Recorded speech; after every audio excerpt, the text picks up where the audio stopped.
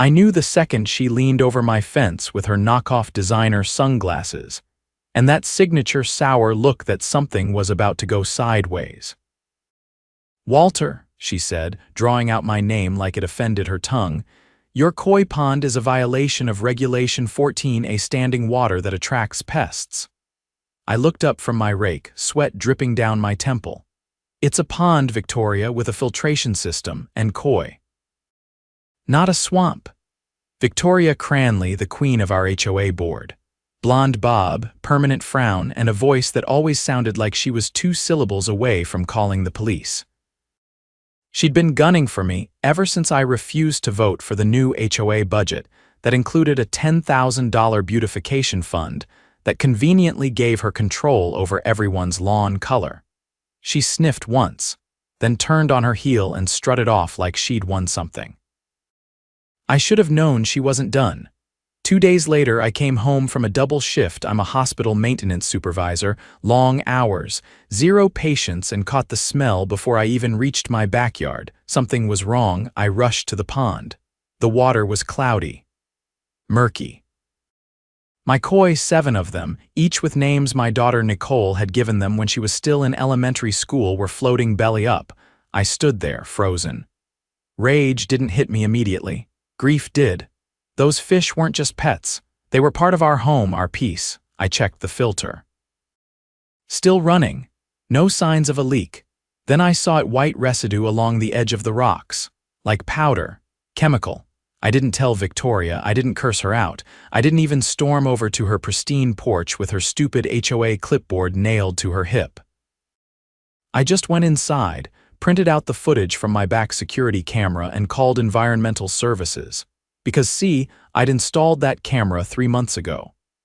Right after she tried to fine me for having a non-regulation wind chime, and there she was, clear as day. 2 nights ago, just after midnight, creeping into my yard with a pair of gloves and a bottle of something that had a skull on it. She sprinkled it all over the pond, looked around, then walked off like it was just another Tuesday. I handed the footage over with a printed timestamp and a signed incident report. The agent who took the report didn't even try to hide his disgust. "Looks like she used trichlopper," he said. "That stuff's toxic, illegal to dump near water features. Especially if it drains into the city runoff." "She's the head of our HOA," I said. He raised an eyebrow. "Huh, that'll make the fine even heavier." Victoria had no idea what was coming. The knock came just after dawn, 3 quick raps, firm and deliberate. I opened the door to find 2 officers standing on my porch. One wore a navy windbreaker with the city seal stitched above the breast pocket. The other had a badge clipped to his belt and a clipboard in hand. "Walter Briggs?" the one with the clipboard asked. I nodded. "That's me.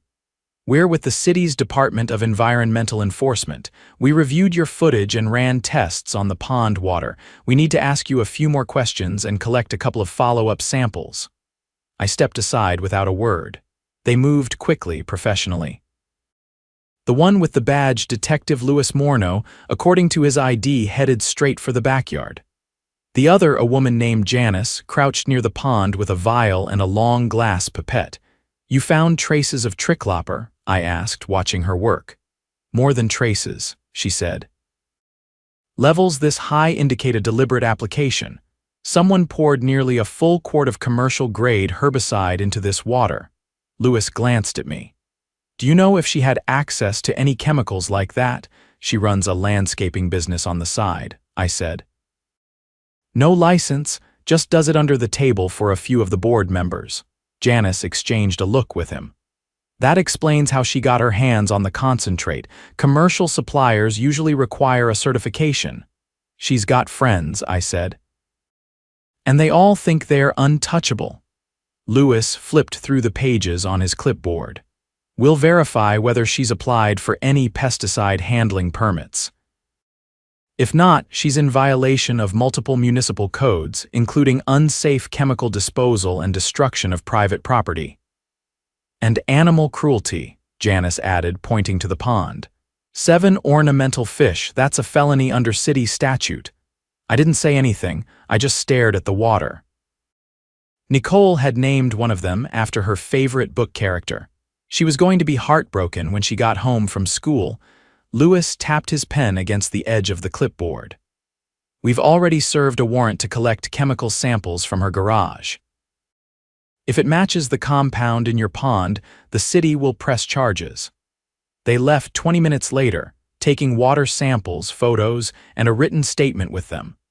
I spent the rest of the morning cleaning out the pond and trying not to think about Victoria's smug face. That afternoon, the neighborhood group chat exploded. I wasn't in it, of course, but my neighbor, Reggie, works from home and keeps his ears open. She's losing it, he told me when I stepped outside for some air. Apparently she found out about the investigation this morning and tried to delete the HOA's financial records from the clubhouse computer. I raised an eyebrow. Why would she do that? He pulled a small notebook from his jacket pocket. Because she used HOA funds to buy the herbicide. Ordered it under the landscaping budget. My jaw clenched. You're kidding. Nope. One of the board members, Deanne, just quit over it. Said she had no idea Victoria was using the HOA account for personal vendettas. I looked across the street. Victoria's curtains were drawn, but I could see shadows moving behind them. She was in there, pacing probably, trying to dig her way out. Reggie flipped the page in his notebook. Oh, and get this, she billed the HOA twice. Once for the weed control compound she dumped in your pond, and again for a consultation fee with a non-existent landscaping expert. I blinked. That's embezzlement. Yup, he said, popping the P. And if the city doesn't nail her for environmental violations, the financial fraud unit sure will. That night, the board held an emergency meeting in the community center. Officially, it was just a review of current HOA operations. Unofficially, it was a civil war. I showed up early, sat in the back, and kept my mouth shut. I didn't need to say anything. The city officers did that for me. Janice arrived first, followed by two others from the Department of Environmental Enforcement. Then came Detective Morneau, with a stack of documents thicker than a law textbook. Victoria was already seated at the front, flanked by two of the last loyal members of the board. Her posture was stiff, hands folded neatly in her lap, but her eyes darted to the doors every few seconds. When Morneau stepped up to the podium, the room went dead silent. Ladies and gentlemen, he began, we're here tonight because we have substantial evidence that your HOA president, Victoria Cranley, committed multiple infractions that violate both city and state law. He didn't sugarcoat it. He laid out everything. The chemical match between her garage stash and the pond water, the video footage, the misuse of HOA funds, and the fraudulent invoices she submitted. Victoria's mouth tightened. This is absurd. That footage was taken without my consent. It's inadmissible. Morneau didn't even blink. You were on private property committing a crime. The camera is well within Mr. Briggs's legal rights, and the footage has already been entered into evidence. One of the board members, a lanky man named Charles, leaned forward. Are you saying she used our landscaping budget to poison someone's property? I'm saying, Morneau said, flipping to a page in his stack, that she used HOA resources to procure and apply an unlicensed chemical agent with the intent to destroy private property. That's felony vandalism, unlawful chemical disposal, animal cruelty, and financial misconduct. The room erupted, voices overlapped, some demanded her resignation. Others asked how long this had been going on. A few just sat in stunned silence. Victoria stood abruptly. This is a coordinated attack. You're all just taking his word over mine. He's been defying regulations for months. Janice stepped forward with a folded document. This is the violation report from Environmental Services. You'll see that the only regulation broken was yours. By the time the meeting ended, she was suspended pending investigation. An interim president was appointed. Diane, the board member who walked out earlier. Outside the center, the crowd lingered, buzzing with disbelief. Reggie joined me near the parking lot. You really caught the queen bee in her own hive. I shook my head. I didn't catch her. She exposed herself. I just made sure the city saw it, he laughed. Well, she's looking at a 5-figure fine and a potential criminal trial. Not bad for a guy with a rake and a security cam. I didn't laugh. I was too tired, too angry, too done with the games. The next morning, I received a call from the city attorney's office. They were officially filing charges. A court date would be assigned within the week. I'd be asked to testify. I said I'd be there, and I would be. Every step of the way. 2 days after the emergency board meeting, I got a letter from the city attorney's office hand-delivered in a sealed envelope. Not a notice, not a summons, an official request to provide further testimony alongside a forensic environmental scientist. The city wasn't just filing charges, they were building a rock-solid case. I sat on my porch reading the letter with a mug of black coffee gone cold, the morning sun barely cutting through the haze that had settled over our neighborhood. Word had spread fast.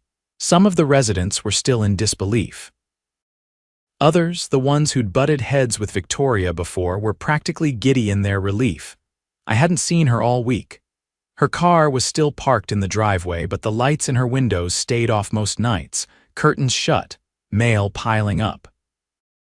No HOA notices stuck to anyone's doors, no passive-aggressive flyers about lawn edges or mailbox paint. It was like the neighborhood had exhaled for the first time in 5 years. That afternoon, I met with the city's legal team. They'd set up shop in a repurposed municipal building downtown, inside a room that smelled like old printer toner and floor wax. The lead attorney, a woman named Marielle Grant, wore a navy blazer and an expression that suggested she'd dismantled tougher cases blindfolded. "We've got enough to move this forward," she said, sorting through a stack of documents. "But we want to present a pattern of behavior. Abuse of authority, targeted harassment, deliberate misuse of funds. You mentioned she's been fining residents for made-up infractions. She fined my neighbor for having a hanging basket 1 inch too low," I said. "And that same week, she approved a pergola for her friend that was 6 inches over height. No vote, no notice." Marielle glanced at her paralegal. "Get statements from other residents. Focus on inconsistencies in enforcement."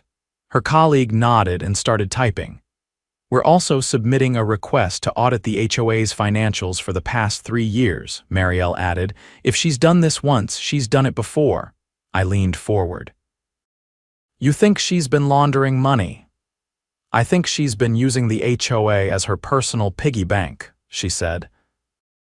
"And we're about to crack it open." I signed a few more documents, gave a statement that would be entered into public record, and left the building feeling like I just stepped out of a courtroom drama. Only this wasn't TV. And the damage she'd done to my pond, my peace, the whole neighborhood was very real.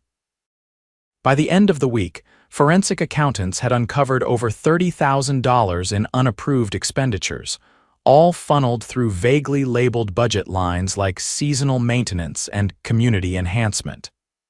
The kicker: most of the vendors she'd paid didn't exist. Dummy companies that traced back to a P.O. box in another county. All registered under one name, her son's. The police got involved again, this time with a white-collar crimes unit. Detective Morneau returned to the neighborhood, this time in plain clothes, accompanied by a young officer with a digital camera and a whole lot of questions. "She's got a shell setup running through her kid," Morneau said as we stood by my now empty pond. "Looks like he opened a fake lawn care business, and she's been funneling HOA money through it for nearly 2 years. She always said she was saving us money," I muttered. Morneau snorted. "Yeah. Saving it for herself." That evening, a city-issued notice was taped to the front of Victoria's house. "Notice of investigation, do not remove." A second one went up on the HOA community center. Underneath it, someone had scribbled in blue ink, "Finally." The interim HOA president, Deanne, called an open meeting the next day to discuss next steps. Unlike the last one, this wasn't a circus. It was a reckoning. "We've contacted a property law mediator," she said, her voice wavering slightly as she addressed the gathered homeowners. "They'll help us restructure the board and draft a new charter, one with oversight, one that prevents this from ever happening again." A man in the second row raised his hand. "What about the money? Are we getting any of it back?" Marielle, who had joined as a legal advisor, answered that one. "We've frozen her accounts. Once the investigation concludes, restitution will be part of sentencing. If convicted, she'll be required to repay the HOA in full." "And the pond?" someone else asked. I stood. "I'll rebuild it. Nicole and I already started sketching plans." Deanne smiled faintly. "We'll make sure the HOA covers the cost, as a gesture of good faith." The room nodded. No objections, no debate. Just quiet agreement, the kind that comes from watching a bully finally get caught in the light. The next morning, Victoria was arrested. It wasn't dramatic. No sirens, no shouting. Just 2 unmarked cars pulling up to her home, 2 officers walking up the drive, and a short conversation on the porch. She stepped outside wearing a beige sweater and a look that was more stunned than angry. Like the full weight of what she'd done had only just hit her. They cuffed her. Read her rights. Walked her down the path she'd once used to scold residents for planting the wrong kind of hydrangeas. I watched from my porch, coffee in hand, not out of spite, but to make sure it was real. An hour later, a moving truck arrived. Her son came to pack up her belongings. He didn't speak to anyone, just kept his head down and loaded box after box into the truck. No one offered to help. By the end of the week, the house was empty. The interim board voted to list it as a community-owned property until the court ruled on asset recovery. Most of us figured it would eventually go to auction, but no one really cared. The important part was that she was gone. A month later, I stood in court and gave my testimony. Nicole sat in the gallery, hands clasped in her lap, her eyes fixed on the judge. I told them what happened, what I saw, what I lost.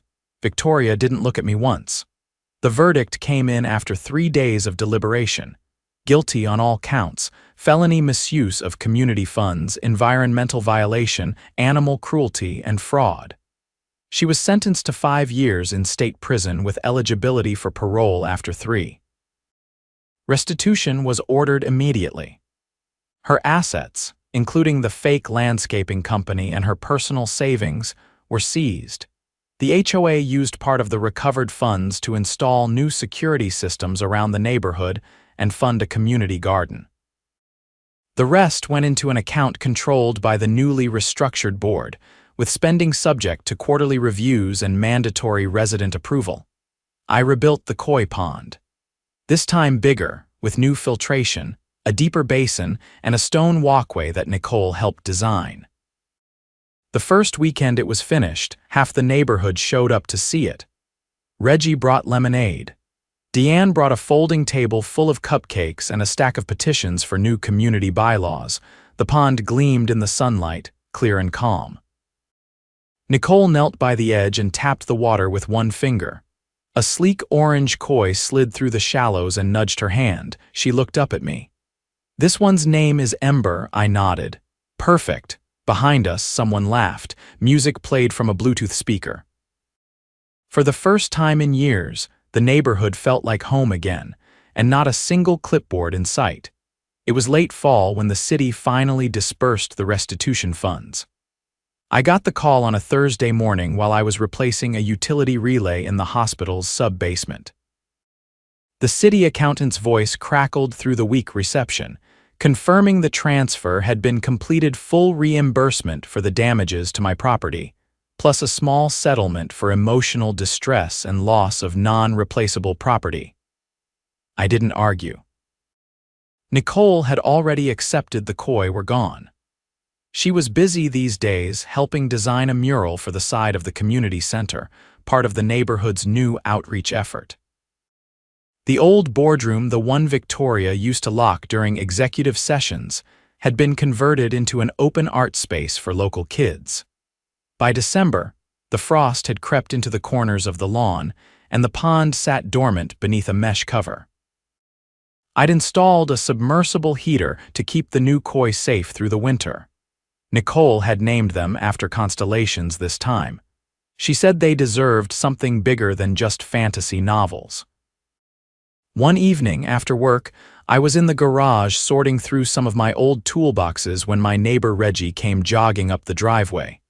He wasn't out of breath, but his expression was tight. "Walter, you need to come by the community center," he said. Something weird came up at the budget oversight meeting. I wiped my hands on a rag and followed him. The center was still lit, even though the meeting had officially ended an hour earlier.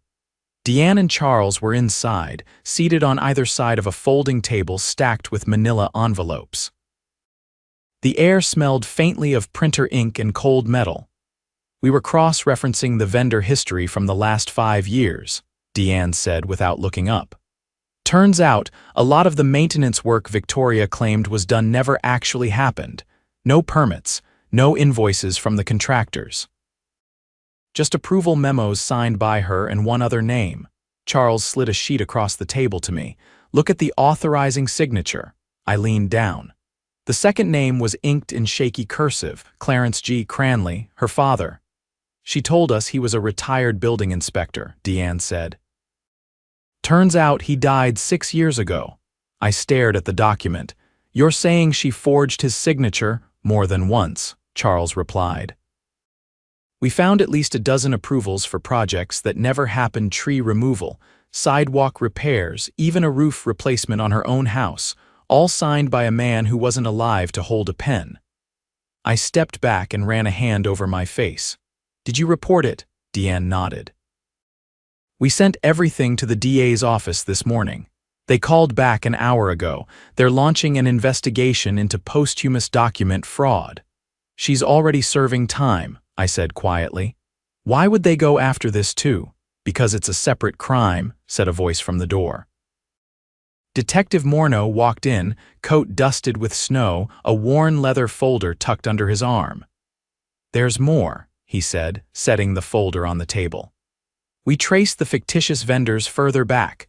Turns out some of the fake invoices were used to launder money into a personal trust.